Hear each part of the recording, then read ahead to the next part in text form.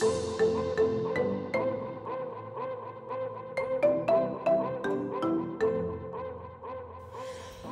guys, okay, so in this video I wanted to just discuss why I prefer hot cues to the cue button. Okay, so I'm just going to get straight into it and explain to you why I would pick them, okay? So say I load in a track, this one here. The first major thing is you can set hot cues as many as you like. Just for those of you who don't know exactly what a hot cue is, it would be using, let me just close these, turn the volume down a bit. It would be using these buttons here to set as many cue points as you like, okay? So you can have as many cue points throughout the song as you like. And I don't know if you can see, but these different colours here correlate to on Serato. You can see there's different colours here. So if I was to move the song along to, say, this point here, okay? So let me do it by using this trackpad. Move it along here. You can see there's the cursor there. And I can add a cue point by just hitting one of these empty buttons.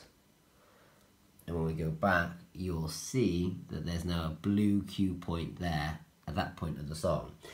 And you can set as many as you want. You can set 8, right? So that's one of the first things I like. You can only ever set one cue button. You can set 8 of these. The second thing I like is the fact that they are always there and Serato will remember them being there, okay? So, for example, if I was to come to here and put a different song in, like this one, and then I go back and put it back on the same track, let me just do that, you'll see the cue points are still there. So I know if there's a good point in the track that I know is a brilliant bit to bring in the track, and it's there, it's saved for next time. So for example, in this track, I know there's a couple of points. The first one is this. Y'all ready for this? So I just got that one ready. Y'all ready for this? So I know if I want to bring that track in quickly, I can do that. There's also this bit, this one just before the drop. Y'all ready for this? Okay, and if I don't want that bit before the drop, I just want the drop to come straight in, I got this, okay, ready? So if I had this track building up, building up, building up, and then I wanted to drop this drop, I can come straight in with it. Anyway, you get the idea. I can put as many in as I want. This is the final reason why I prefer these buttons, okay?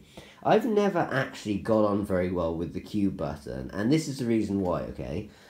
Say if I hit, I get this cue point. I'm going to set the exact same cue point here. Y'all ready for this? Y'all ready for this? Okay, so that's there. Now, if I was to hit this, y'all ready for and this? press play, oh, well, let me do this. If I hit this and press play, it will continue to play the song, okay? Now, if I want to get back to the cue point, I have to hit the cue button again, so watch. Y'all ready for this? And then back to the cue point. Y'all ready for this? Which is good, but there is always times when I'm DJing where I hit the cue button, press play, or if I was queuing up the song, right, in my head, so this was on silent, and only I could hear what was going on. And it wasn't right. I pressed the pause button, I do this. Y'all ready for this? I hit the pause button. Once you've hit the pause button, as far as I'm aware, there's no way to get back to that cue because it's further ahead on the song than where the cue point was. So if you hit the cue button again, it just makes a new cue point. Watch. And that's not where I want it to be. And now I've messed up that cue point. I can never get that cue point back unless I purposely wind this back to the point I want it to be and then hit it again. Y'all ready for this? You see? Whereas on these buttons, once you set them, that's them stuck. Y'all ready? Y'all ready? You know, so I could hit this. Y'all ready for this? Press play. Y'all ready for this? And it'll always take me back to that point. So watch, if I hit this, y'all ready for press this? Play, then pause it. Now I'd have lost that cue button if I use this, but with this one, y'all ready for this? It's just there, it's just locked in and ready to go. That's another reason why I prefer these buttons. Once you hit them, they're completely locked in and ready to go. So if I was on a new song that I hadn't had any cue set for, let's just drag one up here. So there's no cue points here at all. Oh, actually, there is one. Let me just get rid of it. Shift, get rid of it. So there's no cue points there. Okay. I'm like, right, I want to set a new cue point. Go back to the beginning of the track here, right back to the beginning, and it's ready to go. Pause track, and it's still there.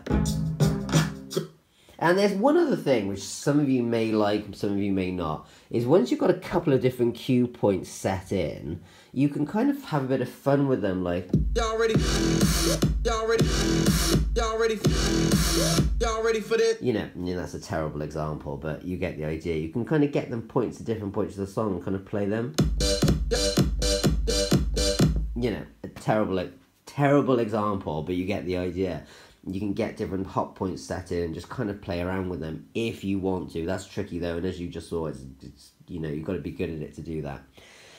So those are some of the reasons why I prefer hot cues over the cue button. I hope I've explained it well.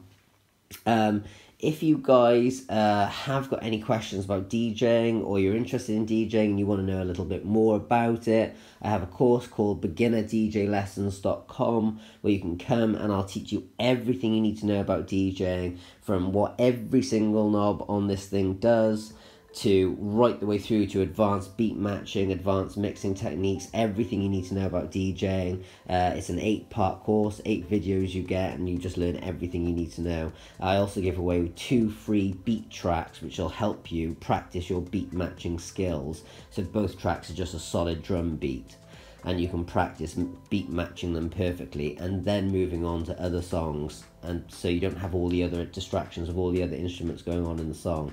So it's a complete pack, it's a full pack. You get everything you need to know, everything in it that would help you become a good DJ basically. So guys, check it out if you're interested. Thanks for watching.